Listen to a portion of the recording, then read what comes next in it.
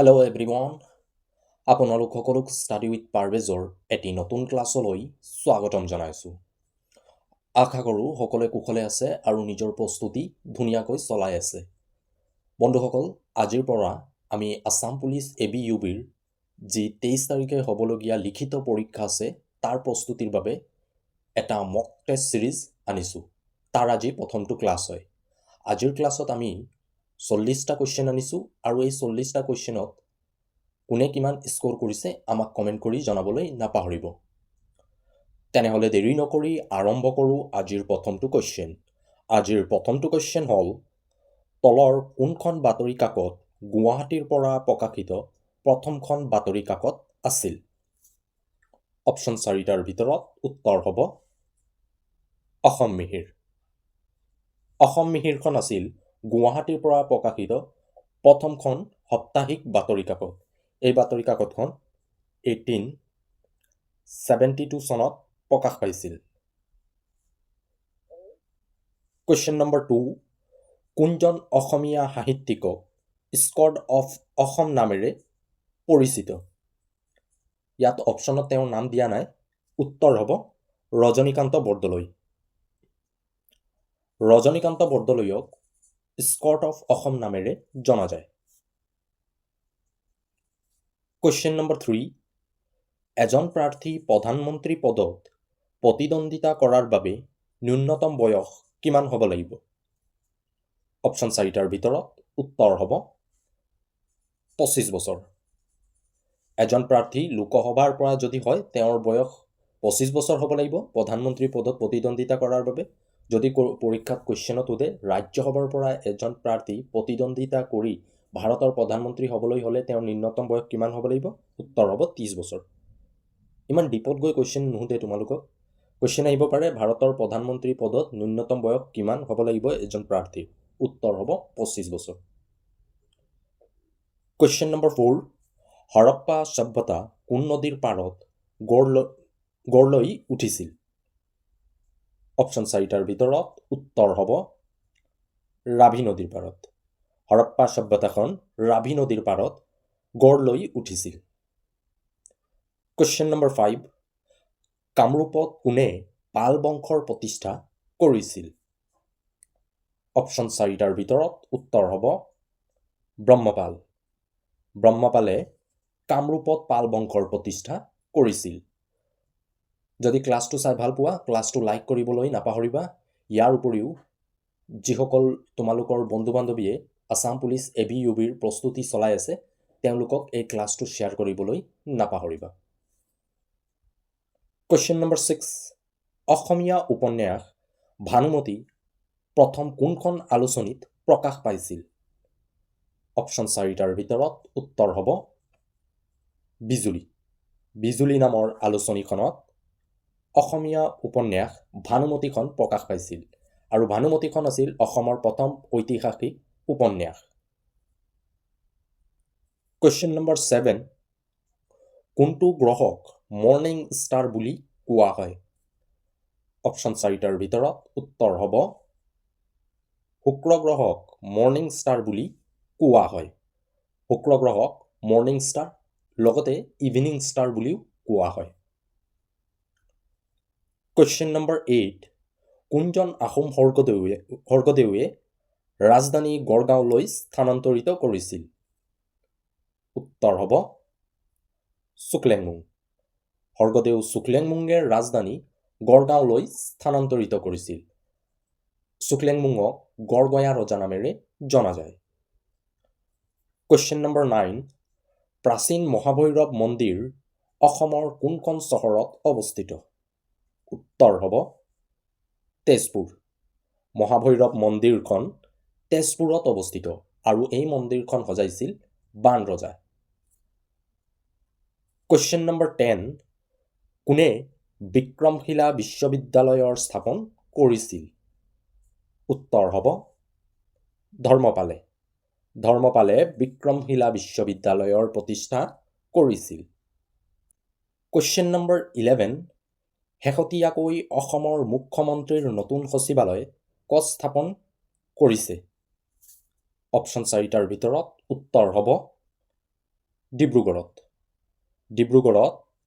অসমৰ মুখ্যমন্ত্ৰীৰ নতুন সচিবালয় স্থাপন কৰা হৈছে। এইটো কাৰেণ্ট এফেয়াৰৰ কুৱেশ্যন হয়। আমি লগতে কাৰেণ্ট এফেয়াৰৰো কুৱেশ্যন আলোচনা কৰি যাম।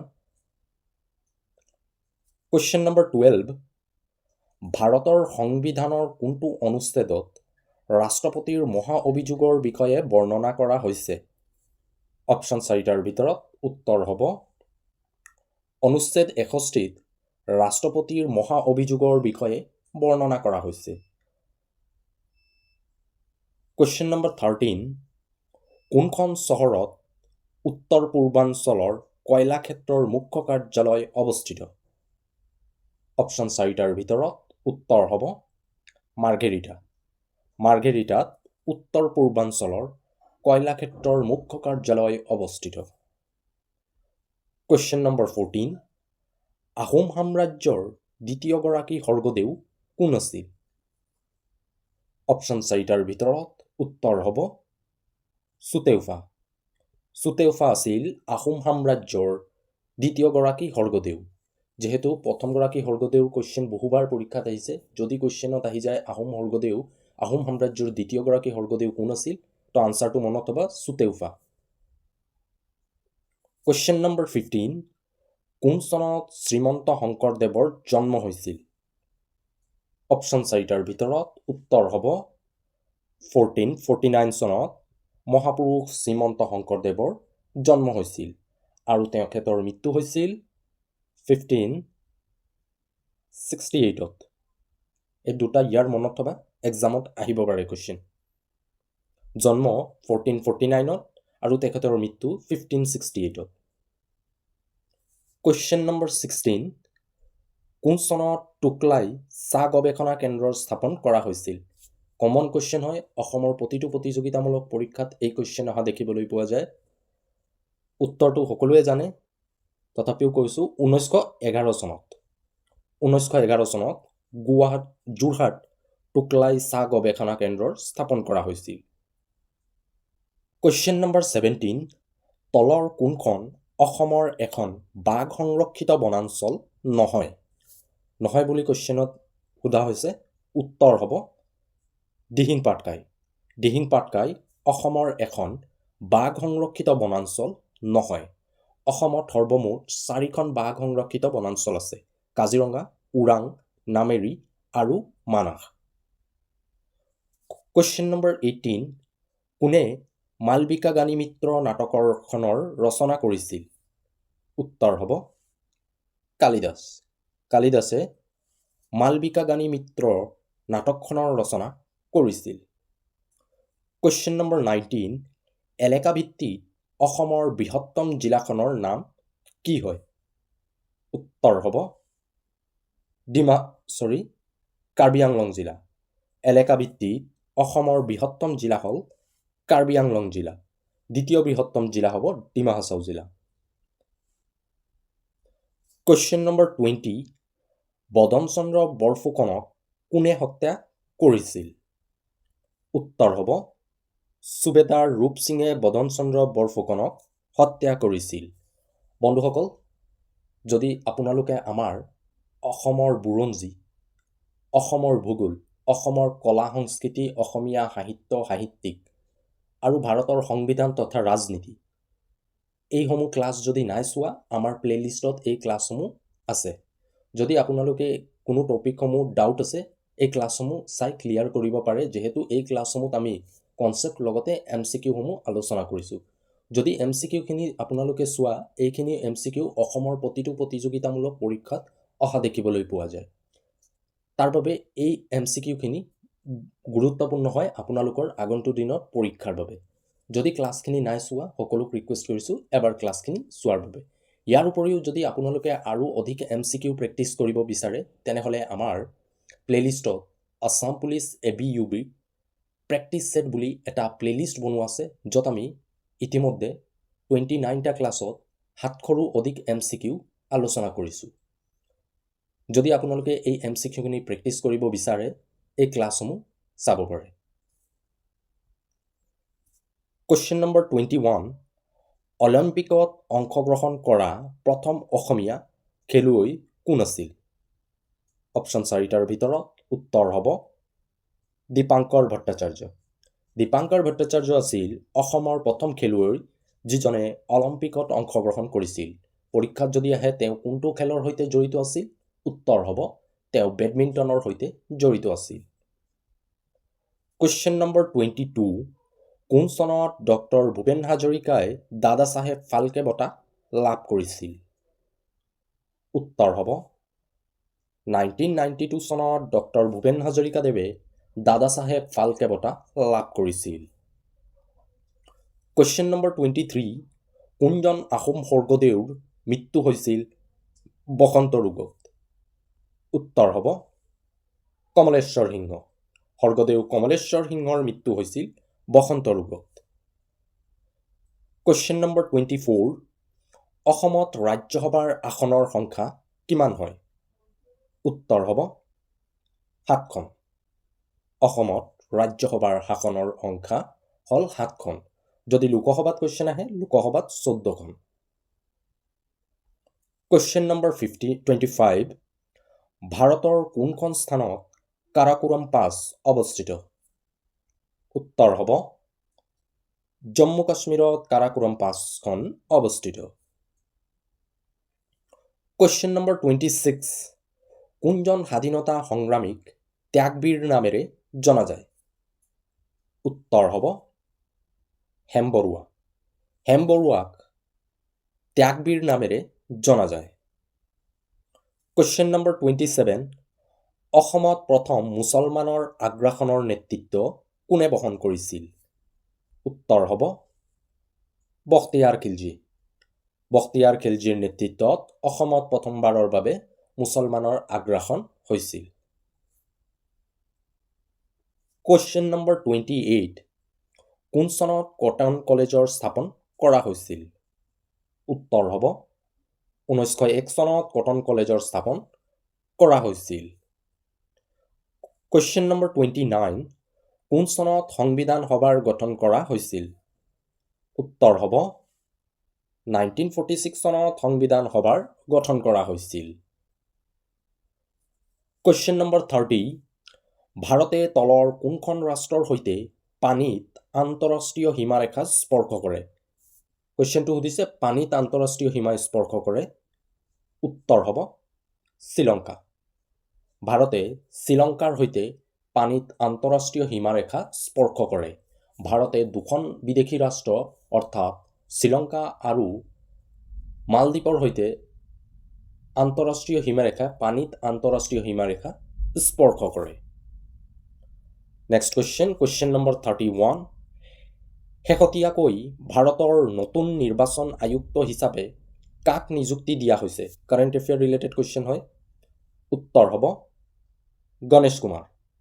গণেশ কুমাৰক ভাৰতৰ নতুন নিৰ্বাচন আয়ুক্ত হিচাপে নিযুক্তি দিয়া হৈছে আৰু তেওঁক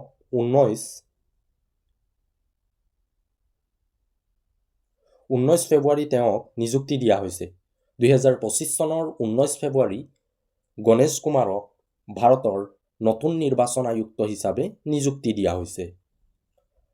কুৱেশ্যন নম্বৰ 32, ভাৰতৰ কোনখন ৰাজ্যত প্ৰথম পঞ্চায়ত ব্যৱস্থাৰ আৰম্ভণি কৰা হৈছিল? উত্তৰ হ'ব ৰাজস্থান। ৰাজস্থানৰ নাগৰ নামৰ গাঁও এখনত প্ৰথমবাৰৰ বাবে 1959ত পঞ্চায়তীয় ৰাজ ব্যৱস্থাৰ প্ৰতিষ্ঠা কৰা হৈছিল। ৰাজস্থানৰ নাগৰ নামৰ গাঁও এখনত 1959 চনত প্ৰথমবাৰৰ বাবে পঞ্চায়তীয় ৰাজ ব্যৱস্থাৰ প্ৰতিষ্ঠা কৰা হৈছিল। বন্ধুসকল, ক্লাছটো লাইক কৰিবলৈ নাপাহৰিবা। ইয়াৰ উপৰিও প্ৰথমবাৰ যদি আমাৰ চেনেলত ভিজিট কৰিছে তেনেহ'লে চেনেলটো ছাবস্ক্ৰাইব কৰিবলৈ নাপাহৰিবা। ইয়াৰ উপৰিও তোমালোকৰ বন্ধু বান্ধৱীসকলে যিসকলে অসম আৰক্ষীৰ বাবে প্ৰস্তুতি চলাইছে তেওঁলোকৰ এই ক্লাছটো শ্বেয়াৰ কৰিবলৈ নাপাহৰিবা। যেতিয়া তোমালোকে শ্বেয়াৰ কৰিবা আৰু ডিছকাছ কৰিবা বহু কনচেপ্ট ক্লিয়াৰ হ'ব। যদি এটাও কনচেপ্ট ক্লিয়াৰ হয় এক্সামত আৰু সেই কনচেপ্ট ৰিলেটেড যদি কুৱেশ্যন আহে সেই কুৱেশ্যন কৰি আহিব পাৰিবা। যিহেতু এটা প্ৰতিযোগিতামূলক পৰীক্ষাত 1 মাৰ্কৰ ইম্পৰ্টেণ্ট বহু আছে। তাৰ বাবে সকলোক কৈছোঁ নিজৰ বন্ধু বান্ধৱীসকলৰ মাজত ক্লাছটো শ্বেয়াৰ কৰিবলৈ নাপাহৰিবা। কুৱেশ্যন নম্বৰ 33, কোন চনত পানীপথৰ তৃতীয় যুদ্ধ সংগঠিত হৈছিল? উত্তৰ হ'ব 1761 চনত পানিপথৰ তৃতীয় যুদ্ধ সংগঠিত হৈছিল। কুৱেশ্যন নম্বৰ 34, কোন চনৰ পৰা অসমত প্ৰথমবাৰ বৰদলৈ ট্ৰফিৰ আয়োজন কৰা হৈছিল? উত্তৰ হ'ব 1952 চনৰ পৰা অসমত প্ৰথমবাৰৰ বাবে বৰদলৈ ট্ৰফিৰ আয়োজন কৰা হৈছিল। বৰদলৈ ট্ৰফি কিহৰ সৈতে জড়িত আছিল? বৰদলৈ ট্ৰফি ফুটবলৰ সৈতে জড়িত আছিল। কুৱেশ্যন নম্বৰ 35, কোনজন আহোম স্বৰ্গদেৱে ৰাজধানী বকতাত স্থাপন কৰিছিল? উত্তৰ হ'ব চুহুংমুহুং। স্বৰ্গদেউ চুহুংমুহুঙে ৰাজধানী দিহিং নৈৰ পাৰত বকতাত স্থানান্তৰিত কৰিছিল। কুৱেশ্যন নম্বৰ 36, অসম সাহিত্য সভাৰ প্ৰথম মহিলা সভানেত্ৰী কোন আছিল? উত্তৰ হ'ব নলিনীবালা দেৱী। নলিনীবালা দেৱী আছিল অসম সাহিত্য সভাৰ প্ৰথম মহিলা সভানেত্ৰী আৰু তেওঁ 1955 চনৰ অসম সাহিত্য সভাৰ সভানেত্ৰী আছিল। কুৱেশ্যন নম্বৰ 37, তলৰ কোন জনগোষ্ঠীয়ে ডবুৰ উৎসৱ পালন কৰে? উত্তৰ হ'ব মিচিং জনগোষ্ঠীয়ে। মিচিং জনগোষ্ঠীয়ে ডবুৰ উৎসৱ উদযাপন কৰে। ইয়াৰ উপৰিও এই জনগোষ্ঠীৰ প্ৰধান উৎসৱ হ'ল আলি আই লৃগাং। কুৱেশ্যন নম্বৰ 38, কোন ৰাজ্যৰ লোকনৃত্য হয় কালবেলিয়া? উত্তৰ হ'ব ৰাজস্থানৰ লোকনৃত্য হয় কালবেলিয়া। কুৱেশ্যন নম্বৰ 39, কোন চনত ইউনেস্কোৰ গঠন কৰা হৈছিল? অপশ্যন 4টাৰ ভিতৰত উত্তৰ হ'ব 1945 চনত ইউনেস্কোৰ গঠন কৰা হৈছিল। ইউনেস্কোৰ মুখ্য কাৰ্যালয় ক'ত অৱস্থিত যদি পৰীক্ষাত কুৱেশ্যন আহে? উত্তৰ হ'ব ইউনেস্কোৰ মুখ্য কাৰ্যালয় পেৰিছত অৱস্থিত। ইউনেস্কোৰ গঠন 1945 চনত হৈছিল। কুৱেশ্যন নম্বৰ 40, ভাৰতে কোনখন ৰাষ্ট্ৰৰ পৰা মৌলিক অধিকাৰৰ ধাৰণাটো গ্ৰহণ কৰিছিল? অপশ্যন 4টাৰ ভিতৰত উত্তৰ হ'ব আমেৰিকাৰ পৰা। ভাৰতে মৌলিক অধিকাৰৰ ধাৰণাটো আমেৰিকাৰ বিলছ অফ ৰাইটৰ পৰা গ্ৰহণ কৰিছে। তো বন্ধুসকল, আজিৰ এই প্ৰথম মক টেষ্টৰ ছেটত আমি 40টা কুৱেশ্যন আলোচনা কৰিছোঁ আৰু এই 40টা কুৱেশ্যনত তোমালোকে কমপক্ষে হ'লেও 35টা কুৱেশ্যন ৰাইট কৰিব লাগিব। তো মোক কমেণ্ট কৰি জনাবলৈ নাপাহৰিবা 40টা কুৱেশ্যনত কোনে কিমান স্ক'ৰ কৰিছে। আজিৰ ক্লাছটো কৰি যদি ভাল পোৱা ক্লাছটো শ্বেয়াৰ কৰিবলৈ নাপাহৰিবা। ইয়াৰ উপৰিও ক্লাছটো লাইক কৰিবলৈ নাপাহৰিবা। আজিৰ ক্লাছত এইখিনি আছিল। পুনৰ লগ পাম আমি আমাৰ অন্য এটি ক্লাছলৈ আৰু এক্সামৰ আগলৈকে আমি এনেকৈ প্ৰেক্টিছ ছেটত 40টা হওক 50টা হওক কুৱেশ্যন আলোচনা কৰি যাম। আজিলৈ ইমানেই। পুনৰ লগ পাম আমি আমাৰ অন্য এটি ক্লাছলৈ। Thank U.